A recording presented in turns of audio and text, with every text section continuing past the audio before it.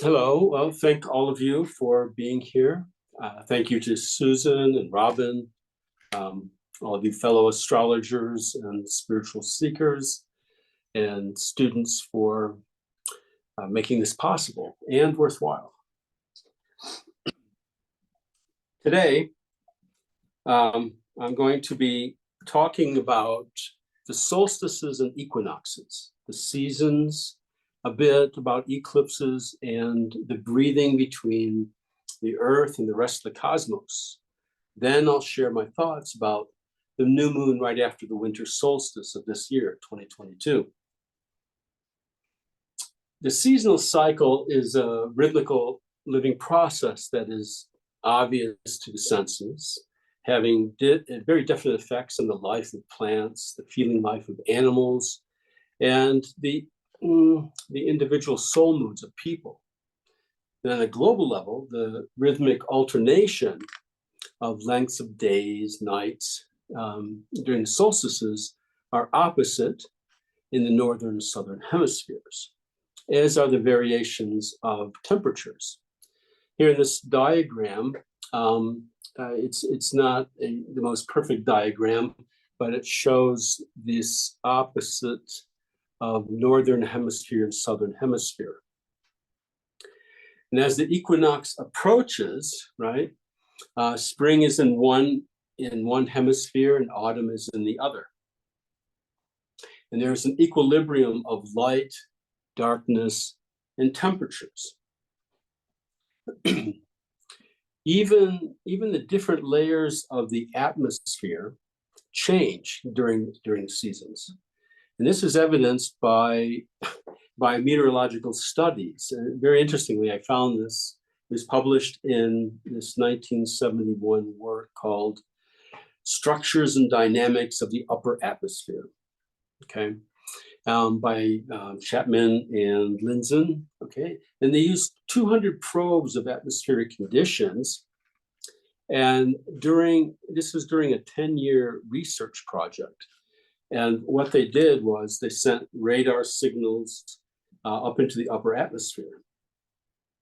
And what they found, okay, during the summer, the signals echoed back very strongly from an altitude of about 80 kilometers, okay, about 60 miles or so. In the winter, they were only weak signals echoing back. And this was found to be true in both hemispheres.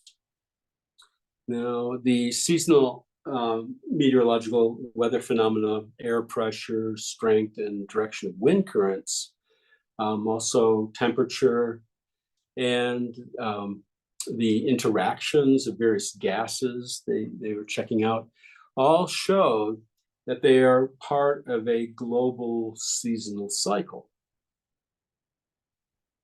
Now, the seasons have been scientifically explained and taught to school children. I'm sure all of us had the same thing, as due to the relationship of the Earth to the sun. And because the Earth is tilted on its axis, one hemisphere during its summer is more exposed to the sun's rays than the other hemisphere during its winter. And as the Earth orbits the sun, right, this goes on, and in June, the northern hemisphere is leaning towards the sun, receiving its rays more directly and intensely, while the southern is leaning away from the sun. The sun also rises higher in the sky during this time than other seasons, so more rays are permeating the atmosphere for a longer period of time every day. The reverse is true in December, when the northern half is leaning away from the sun, while the southern hemisphere is leaning towards the sun. Very elementary, right? So now, okay, I lost my place here. Now we have to consider everything that I've mentioned so far as being outwardly, the outward physical manifestations of actual spiritual phenomena. The seasonal cycle is also caused by the breathing process of the earth, which is similar to our own inhaling and exhaling. Now, according to Rudolf Steiner, who I study a lot, and other spiritual teachers and their teachings, this particular breathing process affects the soul of the earth. As new growth comes about in the springtime, in the springtime hemisphere, the life and soul forces begin to ascend out of the earth. They are exhaled, as it were, out into the atmosphere and into the cosmos. And this exhaling continues through the summer. Then in autumn, the inhalation of these forces begins in the corresponding hemisphere. And by winter, the deepest inhalation occurs. The spring and autumn equinoxes are the still points between inhalations and exhalations. And these times of equilibrium are often explained superficially as being the same or very similar.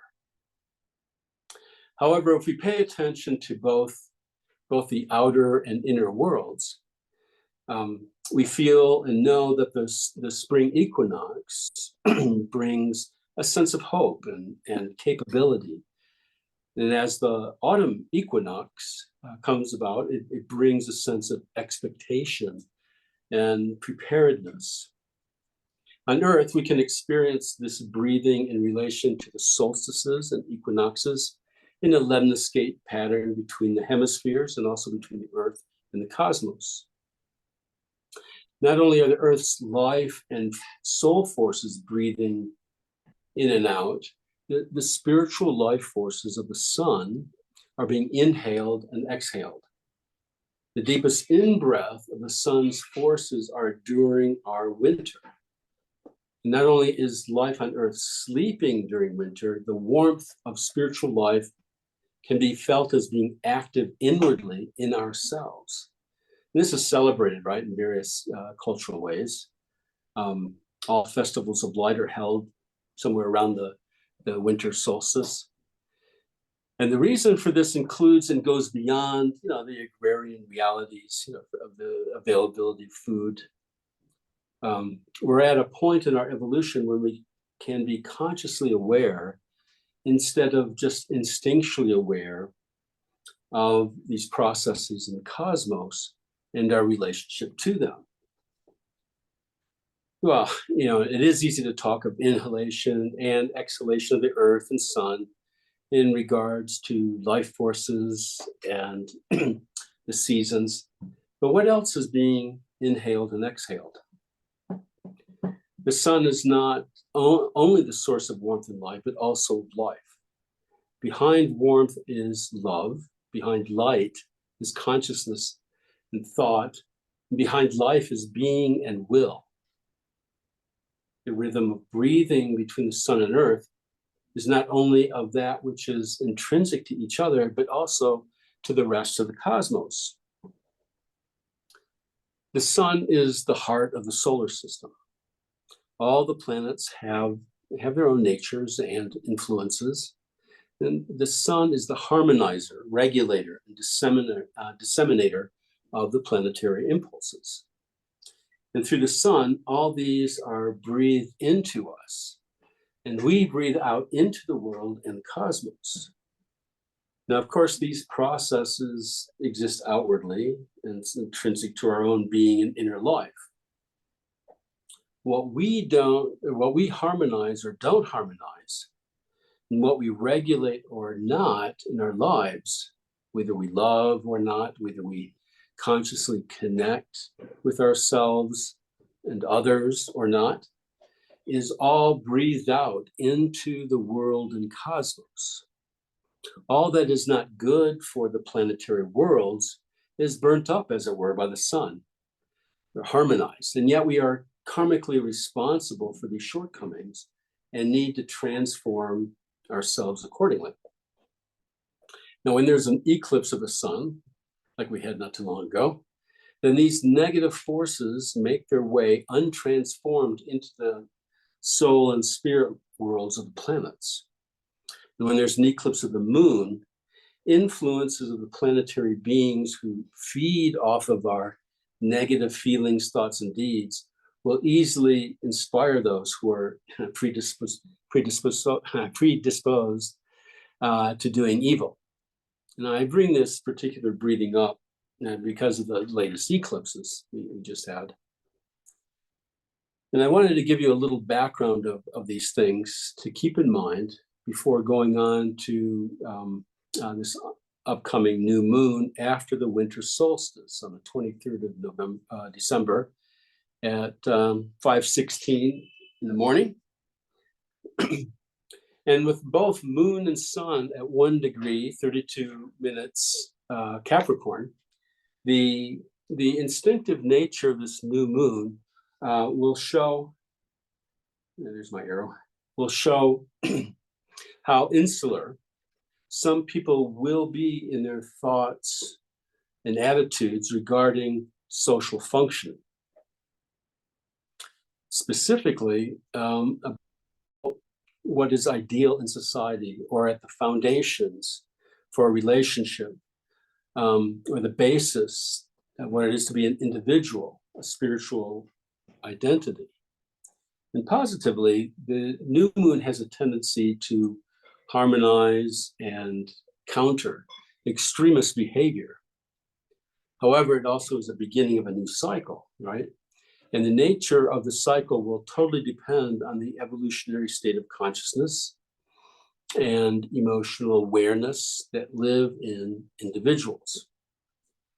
And this new moon can either start a dissolution of crystallized views and usher in a time of tolerance, nurturance, and even innocence, or further establish the need for control and renew and redouble methods to keep control. Now, if there is a tendency for contemplation and consideration of self and others, there will be an orientation towards self-understanding and orienting oneself and society towards progressive, down-to-earth changes, and to escape or shun, bondage to compulsive randomness, flightiness, and impatience. Otherwise, there's going to be radical conservatism, and its accompanying fearfulness will rule the day. And of course, even with the strong presence of divisiveness and dichotomy that we experience nowadays, these tendencies will manifest in the spectrum of expressions.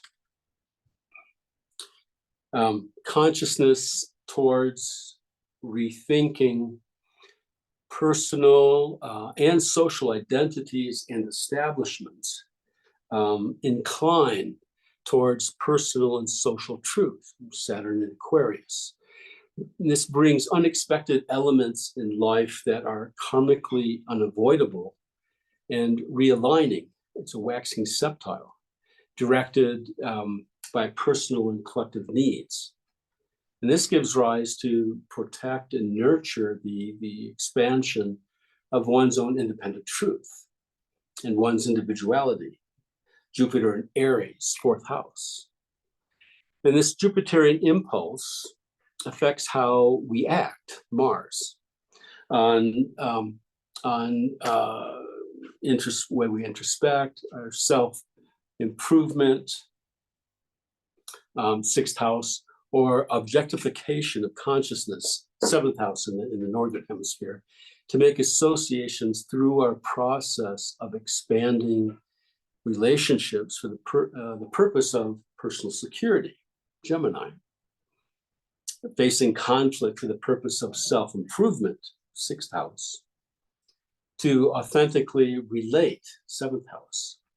Negatively, expanding oneself through the taking on of superficial and false claims that provide a false sense of self and wanting to proselytize and demand others to improve according to acquired so-called insights. just think of the various, well, propagandistic thoughts that go out, the conspiracy theories, all these things. So these actions affect our priorities in relationship, our establishment of values and ideals through finding meaning for the purpose of internalizing them into our lives, so that we stand our ground in independence. Capricorn, first house. This, of course, calls upon our thinking, Mercury, to emerge through recognizing selfhood for the experience of self-consciousness, to associate and relate, communicate, and understand social workings, so that we can integrate ourselves into society. Capricorn, first house. Negatively, the taking in of the values and intentions of others and their propaganda leads to a false sense of community and social reality. Now, I see this dichotomy very much alive in the world, especially in U.S. Social life. Jupiter in the first degree of Aries is in a square aspect to the sun and moon. It's waxing from the sun, and the moon is waning to Jupiter, but I'm really kind of more or less focusing on the waxing from the sun. This impulse is to constructively square, nurture and protect independence while expanding oneself out into the world. Jupiter, Aries, fourth house. Negatively, overblown subjectivity undermines the independence of others, while vehemently espousing one's own independence. You see this all the time. Now, Venus at 17 degrees, the 17th degree of Capricorn, first house in the southern hemisphere, second house in the northern hemisphere. It's in waning trine to Uranus, which is Taurus, the fifth house or the sixth house, for the transformation of what has been crystallized beyond its time and not in alignment with truth and progress. The expansion of meaning and value fuels the creative expression of revolutionizing, of productivity, of self and society. Going back to the moon, the lunar south node is still conjunct Uranus. And feelings about ideals in society, foundations for relationship, or what it is to be an individual, a spiritual identity, is still influenced by the past, as well as whatever traumas are related and now triggered. They continue to be exteriorized so they can be transformed. This is true for the individual and for society. Where there isn't an urge for transformation, one will find self-focused, chaos-mongering disruption. At its worst, there will be violence. As I previously asked, what else is being inhaled and exhaled? The sun is not only the source of warmth and light, but also of life, as I mentioned, and behind warmth, I'll remind you, is love. And behind light is consciousness and thought. Behind life is being and will. The rhythm of breathing between sun and earth includes the rest of the cosmos. And seeing that the sun is the heart of our solar system, all the planets have their own natures and influences. The sun is the harmonizer, regulator, and disseminator of the planetary impulses, including Earth's. And through the sun, these are breathed into us, and we breathe out our soul karmic forces into the world and the cosmos. The karma that this new moon is initiating is happening at the beginning of a new in-breath of sun, planetary, starry world, and the earthly life and soul forces. This in-breath includes the cosmic responses to the karma of our thoughts, feelings, and deeds. So this winter solstice will closely follow the past eclipse, right? The next solar eclipse will be on April 30th, 2023, followed by a lunar eclipse, a total lunar eclipse on May 15th. And we will then see more clearly what our karma has reaped. Each of us have to ask ourselves, how have I nourished the spiritual world? And how have I caused trouble and anguish for the spiritual world? So I will leave you with these questions. Thank you very much for this brief little time together. Thank you, Michael. Okay, quite welcome. How long was that?